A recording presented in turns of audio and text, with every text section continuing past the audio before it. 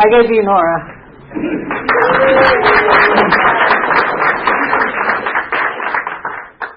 Well, I'm Nora, and I am an alcoholic.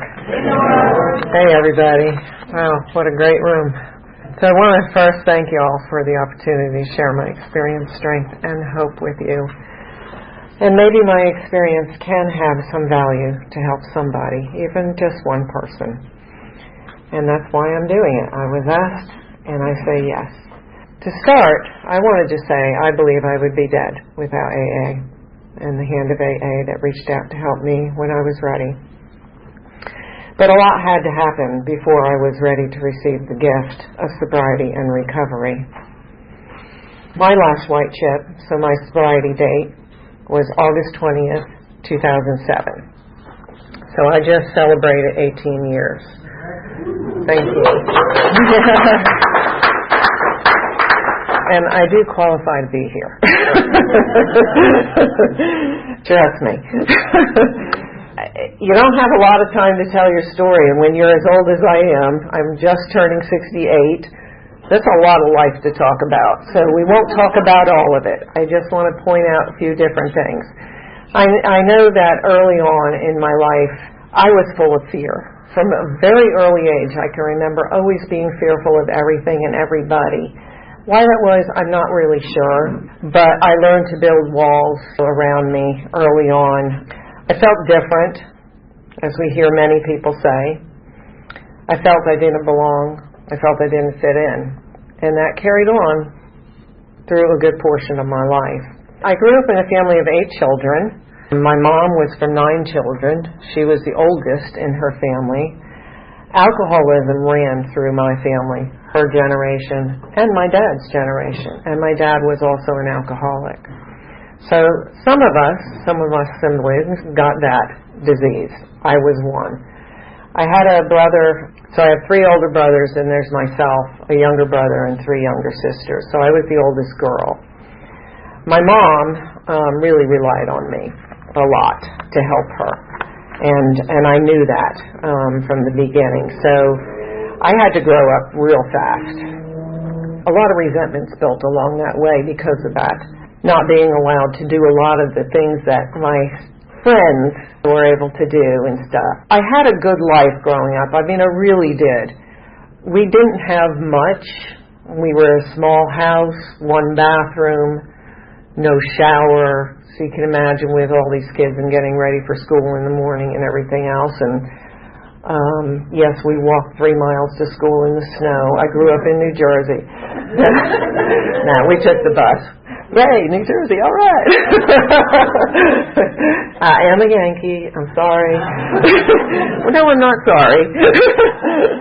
And at the time I was growing up, and we were on a small lake, too, so we had a lot of outdoor activities. At the time that I was growing up, we had all 4 seasons, so I had a lot of outside stuff, a lot of activities. My mom and dad didn't know half of what we were doing. You know, we were just outside all day long, getting into trouble. But I didn't get into trouble, of course. I was the good girl. No, I hid it really well. I had a brother, though, who I was extremely close to, one of my brothers. My other 2 brothers, my oldest brothers, weren't very nice to me. There was some abuse there in my life growing up. Don't need to really bring all that up, just there was. My brother Dave was my protector. We were very, very close and very tight growing up. We were more friends than we were siblings. But he was also an alcoholic. Well, of course, none of us knew it at that time, but he also dabbled in many other things. And David was one of those kids that I said was always stepping in shit. You know, no matter what he did, even at the youngest age, he was always stepping in shit, always getting in trouble with teachers and everything else. Where I kind of, you know, I was in the background, and if I got in trouble with a teacher, it was because my brother was in trouble before me because he was a couple years older than me, and they had another row come into the classroom, and they just figured I was going to be nothing but trouble too. I remember one teacher slamming his thing on my desk and saying, "Wake up, Row," and you know, I was just one of those kids. I cried over everything. I was scared of everybody. My brother was my protector. But my brother was also, when I took my first drink, so we're just going to go up to that. Took my first drink at 16. But there was always alcohol in my house. And with the numbers of aunts and uncles that I had on both sides of the family, they were always hanging at our house too. We were on the lake. The party time was at the house. There was always alcohol flying free.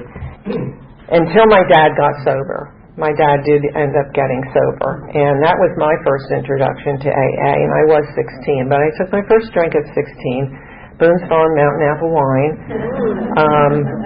I don't remember whether I loved it, hated it, I don't know. I was so drunk when I got home, my brother Dave managed to help me get down from the road to the house. I don't remember a whole lot of it, but I do remember my parents, because I had to sneak out of the house. I wasn't allowed to do anything. I was going to go to this one party, by golly, because my friends always went to these things and I never could go.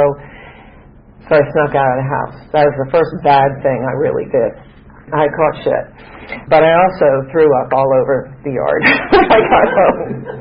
But what I do remember about that was I had fun because it took me out of myself. I was able to socialize. I was able to feel good and talk to people. And I do remember that. I had a good time. It didn't matter that I was sick as a dog and that I got in trouble with my parents. I really wanted to do that again. Yeah, 16 was a big year for me as far as making some really poor decisions. I didn't have guidance. I really wanted to be a math teacher at one time. I loved math, was always really good at it. Straight A's, that's what I was going to be. But, by the time I was 16, and I was a junior when I was 16. I was 15 going into my junior year, and I turned 16. I had no desire anymore. I just really wanted to get out. I was tired of not being able to be an adult because I thought I was all grown up at that age. I know what I'm doing. I can make my own decisions. I just want to work, make money, and get the hell out of here from these 8 kids in the family. I'm tired of doing this stuff. I'm tired of helping my mom. I'm tired of having to be there all the time and clean and do this. I was resentful. And also, when I got my first real job, I was having to pay room and board. And my brothers never had to. So, another resentment. I get it today. I just continued to really get in trouble whenever, but I didn't get in trouble. That's the thing, is I could sneak and do things and drink and have that fun, but I didn't get in trouble because my brother Dave was the one who they were focused on. He was the one who was always really making big trouble because he was doing stuff that was really bad, like smoking pot. And they found pot in his room. My parents went nuts. My parents decided that they were going to move from New Jersey to Georgia. And by golly, I was not going to do that. I had graduated high school. I managed to get through school. And I was always a friendly kid, but I didn't have any real relationships. I did not let people get to know me, because if they did, they wouldn't like me. And I know that's why I did that. It's funny because I became friendly with one girl after high school. We went to school together, but we didn't become friends until after high school because she moved on to the street that I lived on. And she said to me, I just thought you were unapproachable in school because you were so popular. I just about, like, what? You're talking about me? No. I don't have any friends. So it's just kind of interesting how you can put on this mask and just pretend that you're this other person, and people bought it. I remember somebody telling me once, oh my God, you can convince me of anything. Apparently I was really good at, I could have been a salesperson, right? I could have sold anybody anything. I didn't know that, but they told me that's what I was really good at that. I was a chameleon. I was whoever I needed to be with whoever I was with. I didn't know who I was for a very long time. I goofed off for a while. After my parents moved out, I had moved, well, right before they moved out, I got a new job. And actually, my first job right out of high school, I was working for an accounting firm. And funny thing is, I'm working for an accounting firm now, here in Georgia. I worked for that accounting firm for 3 years. Lieberman, Dumbroff, Abraham, and Mark. You think they were Jewish? Yes. Ended up marrying a Jewish man, too, by the way. And I did love him. I had to be different, I had to be different. I did get a new job at Warner Lambert Pharmaceuticals. It was actually a really good job. How in the world I got that job, I don't know. Again, I could fool anybody and make them believe anything about me. I met my husband. We were introduced. We were introduced through this friend who thought I was the most popular thing in high school. And she went to ski club with him, and we were out celebrating my new job. And he was DJing at this place. She introduced us, and we started going out. Fell in love, I suppose. And we did end up getting married. We moved in together first, but my parents had moved at this point down to Georgia. I was sharing had a roommate in an apartment, and Ralph and I decided we would move in together. And I was terrified because my dad told me one time if I should ever do something like that, and he would totally disown me. Well, I moved in with him. We wrote them a nice letter, Anyway, and I just hoped for the best. Dad wouldn't disown me. He didn't disown me. So we lived together for a little while, and we did end up getting married. We were so very different people. He offered me a life that I didn't have before. I was very secluded and didn't get to do much of anything, but he has started his own business. He's in the music business. Very impressive. He was a skier. He traveled. We got into scuba together. We had tons of fun, and we just did a lot of fun stuff together. And I thought, I have hit the big time man, because now I can drink too. Because to me, that's part of being a grown-up, right? I mean, I can drink and just have a ball. My drink of choice was wine. I thought I was going to be some wine connoisseur or something, because he wanted to be a wine connoisseur. He really had dreams of having this wine closet and everything, and buying $50 bottles of wine and whatever. Well, that didn't work with an alcoholic. So, yeah, that did not work. He did try that for several years, but it just never went there. No. When you're an alcoholic, if you want to have a drink, you don't care if it's a $50 bottle of wine. You can justify anything if you want to have that drink. You'll justify anything, and I did. It didn't matter that it would cause an issue, cause a problem. I'll smooth that over. We'll just figure that out. We'll go to bed, we'll be fine. But that didn't last very long either. So I really wanted to have a baby. We were 4 years into the marriage, and, we were having a good time. But, obviously, I had a problem. He never talked to me about it. He never said anything about it, and I just went along my merry way, and I don't know. When we did split up, I asked him, one time, were you ever going to say anything to me? Well, if it went on a little bit longer, I might have said something,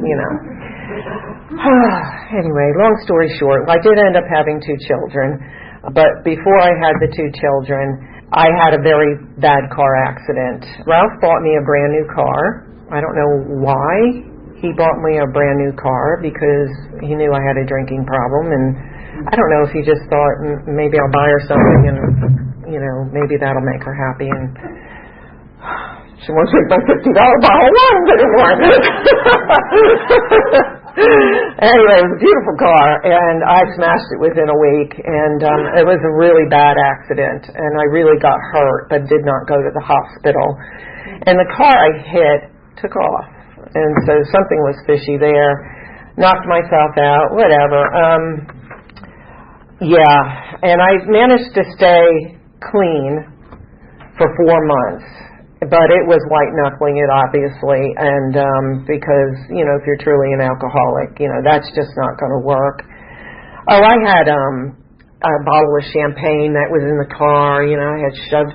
I remember being conscious enough. I hit my head, broke the windshield. I mean, it was a mess.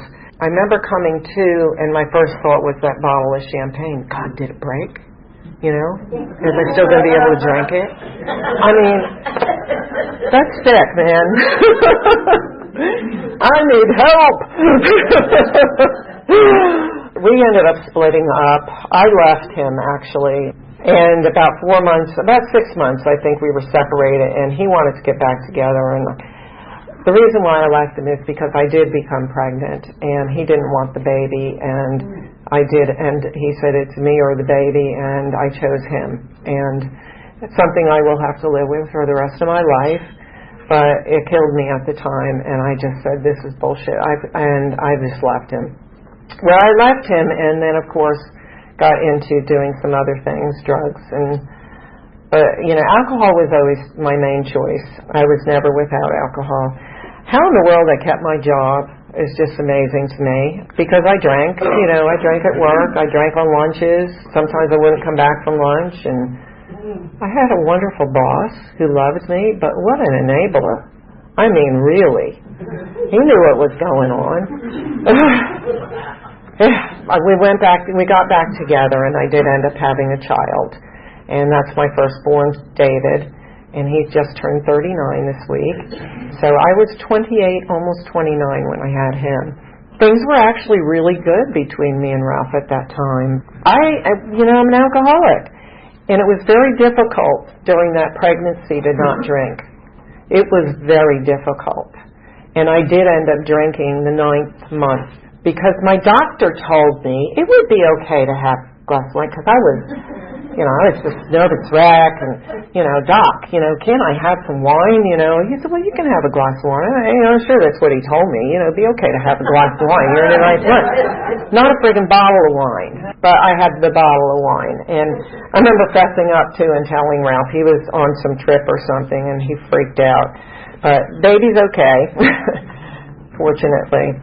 And 2.5 years later, I had another baby. That's my son, Adam. Both of them live in Georgia.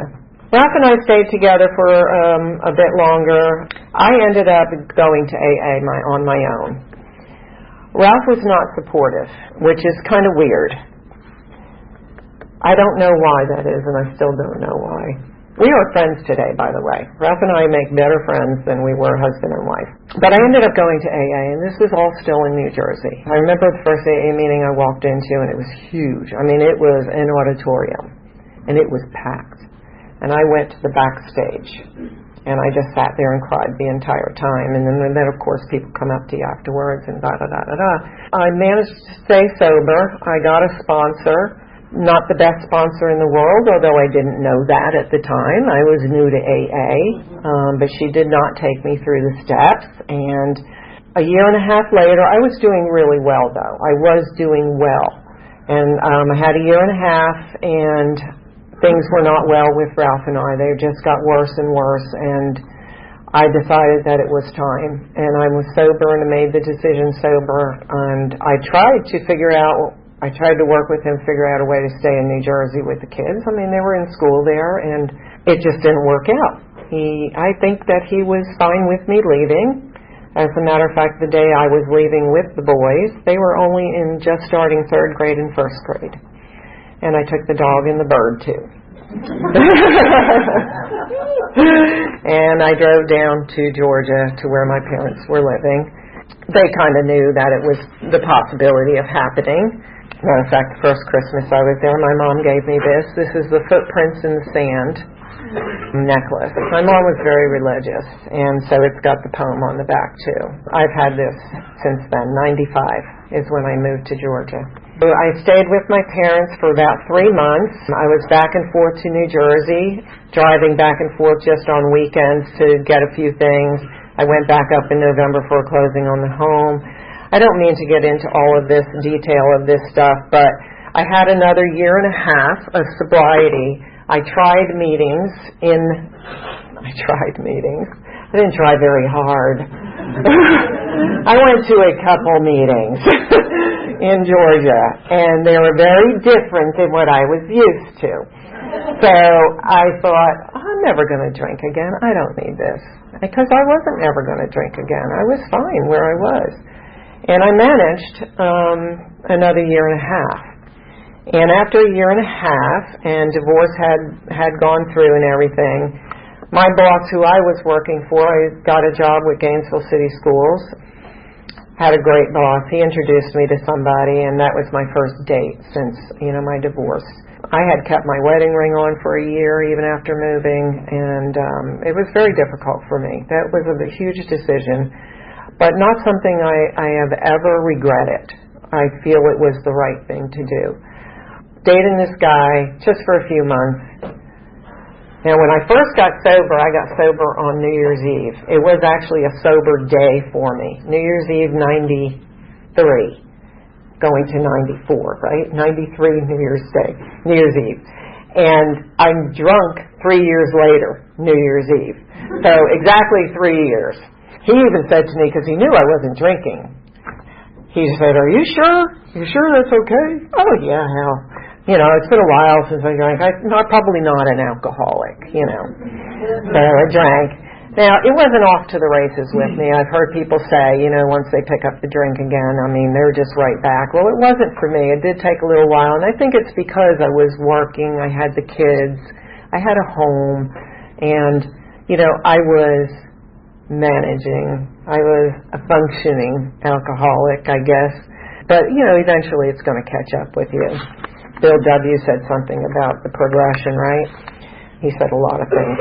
God bless Bill W. You drink to fit in, you drink to escape, and you drink to forget, and then you want to die. Eventually I got there. It took me almost 10 years of drinking again to get back to AA. But I ended in that place where I wanted to die. Things were not good for me. I had started a new job, too, during this time of drinking. Well, actually, I had a few different jobs from here to there. And the job I'm in now, I've been in for over 20 years.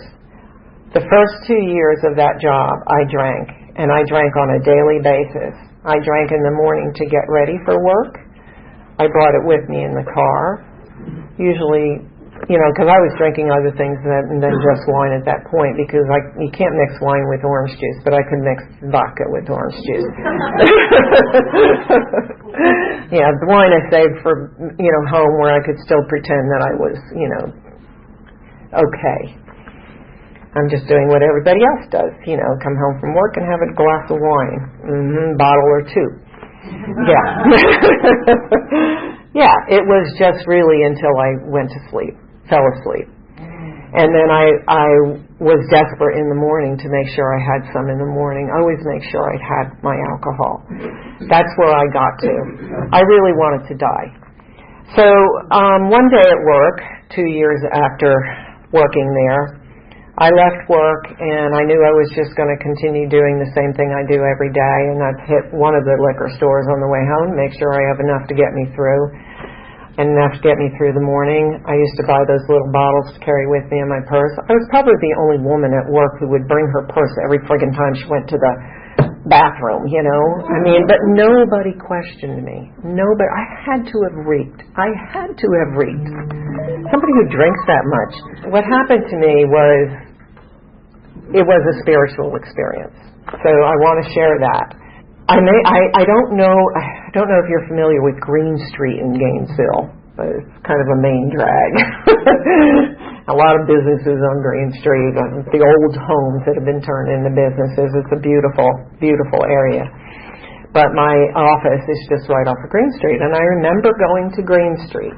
There's a club, the Hawk Club, which is on the opposite end of that road, and I went this way, and it's over here, and I don't remember leaving Green Street. Now, obviously, I was drunk. Don't remember. I'm sure I pulled off someplace. But as far as I'm concerned, God lifted that car up, because I was still on Green Street. Somewhere. But I made a phone call to the 800 number, 800. I was desperate for help. I did not want to do the same thing I was doing every day. I wanted something different. And I stopped wherever it was, I just don't remember leaving Green Street. And I made the call. Somebody answered. They put me in touch with the Hawk Club. I made that call, and somebody answered. And then they passed it on to someone else. Then they passed it on to someone else because I was obviously a mess, and whoever, did not know what to say to me. But the third person was God sent, and she said, listen, you can keep doing what it is you're going to do, or you can turn the car around, come to this meeting, and I'll save you a seat. And that's what I did. I don't even remember where I turned the car around. I just know I did, and I got there. I walked in the back door, and that old Hawk Club does not exist anymore. They have a new club that they built. Same, property. But I remember walking in the back door, and there's this lady sitting, this place was mobbed, lady sitting there and an empty seat. I don't know how she knew it was me either. God knows what I looked like when I walked in there. A mess. So she was just so kind, and it was everything that I needed. Now I'd like to say I stayed sober right there and then, but I didn't. I did for 45 days, and it was very difficult because coming back is not easy. And after 10 years of being back out there, not easy. And I went much further down that ladder than the first time I got into AA. I took 2 days off of work. I sat at home, drank, called her at 11 o'clock on Tuesday night, and she says to me, well, you can continue doing what you're going to do. Or you can come to a meeting tomorrow, pick up a white chip. And that's what I did. That was August 20th, 2007, and I've been sober ever since. But I have worked very hard at this. I have come a long way. Because the biggest difference is I really want it today. I really opened up my ears and listened and heard so much hope, so much love and acceptance, and it's like, wow. In the end, this higher power, okay, which is the biggest part of my program, and I think it's the biggest part of the 12 steps, is we have to find a higher power or we're going to be lost. So I rely on my higher power every single day. Every single day, sometimes moment to moment. I work with others. Of course, I have a sponsor today. And I've had different sponsors for different reasons. The sponsor I have today is just absolutely, God sent. God has sent me everybody that I have ever met in AA, I believe, have been God sent. I have very good, close friends today, which I never had in my life. And I can say that they love me and I love them unconditionally. That is a miracle to me. That is the gift that I've been given. And I don't take this thing called lightly at all, because I think that I should be dead if I didn't have AA. There's just no question. And who knows who I would have taken down with me. There's been a lot of work that's been done over the 18 years as far as cleaning house, of course, making amends, and all of that. And it's a beautiful thing. It's amazing what comes from working some simple steps. They really are simple steps. I find that if I get into human, so no matter what happens in my life today, and this has been a difficult year. There's been losses in my life this year. I've had a precious niece take her own life this year. My brother, who I loved dearly, could never find sobriety. He died from the disease of alcoholism. I was 2 years sober when he passed. I was with him in the hospital when he took his last breath, and I went directly to a meeting. I'm thankful that I was able to be there. I'm thankful I was able to be there for my father when he passed, and I was able to do a 9th step with my dad before he passed. I was not able to do that with my mom. Both my parents passed from cancer, and my mom, I was still drinking when she passed, and I really went off the deep end when she passed. But I've been able to mend all of those things, even after her passing. This is such a beautiful program. I feel that I always say it's the gift that keeps on giving, because as long as I'm ready to receive, I just have to be willing. I have to be open. I have to hear. I see things today, and I think I've missed so much in my life. I don't want to miss it anymore. I don't want to miss it, because no matter what it is that's going on in my life, and there are trials and tribulations all the time. We all have them. We're human. And life is tough right now for everybody. It doesn't matter. Because this too shall pass. And I'm alive today. I am present for a reason. And I can embrace whatever it is that's happening. There's a job for me. Speaking of jobs, and I'll just keep this real short. I promise you I will. I'm on a new journey right now with jobs. So I've been in my job for 20 years. There's been some changes and transitions happening over the past 3 years, and I've been seeing them, and it's affecting me, and I could see it was going to be affecting my job. So you start thinking, you start praying, and it's like, maybe I need to be doing something else. Maybe there's some other thing I need to be. Maybe this just isn't for me anymore. I've gone part-time this year. Couldn't really afford to go part-time, but I have. It was a great thing. I'm glad I made that decision. It didn't come lightly. But now, I think I'm going to go get my CARES. And I don't know if everyone here knows what CARES is. And we'll see where that brings me. And I'm okay to go back full-time, doing something in recovery. I have thought about it for several years, and it's really been the past 6 months where I feel called to do something in recovery. And I'm excited about it. I'm not nervous. I'm not fearful. I am just, okay, maybe this is what I need to do.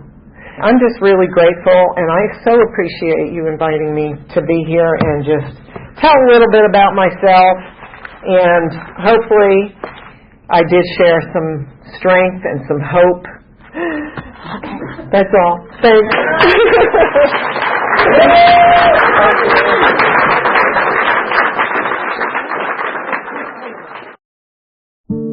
First I slept, and then I crept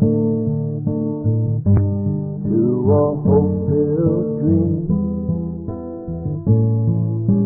You rescued me, and finally, waking there I see. I look into love's window for a soul that's meant for me. Takes me where the promises all is.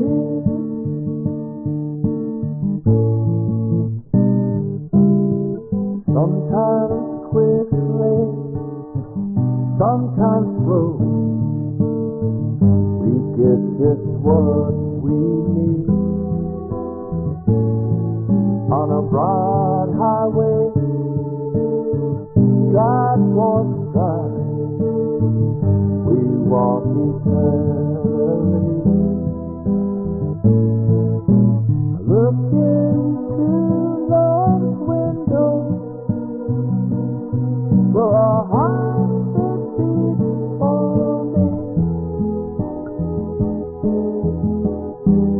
Takes me where the promises are real.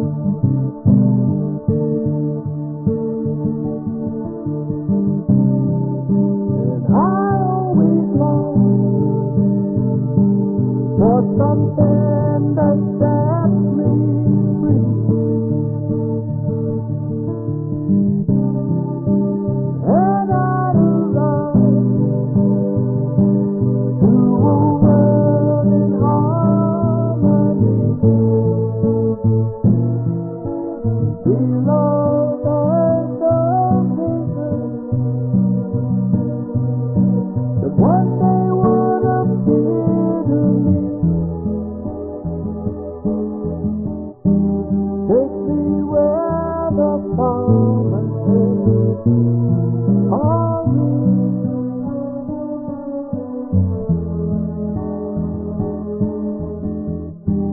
Take me where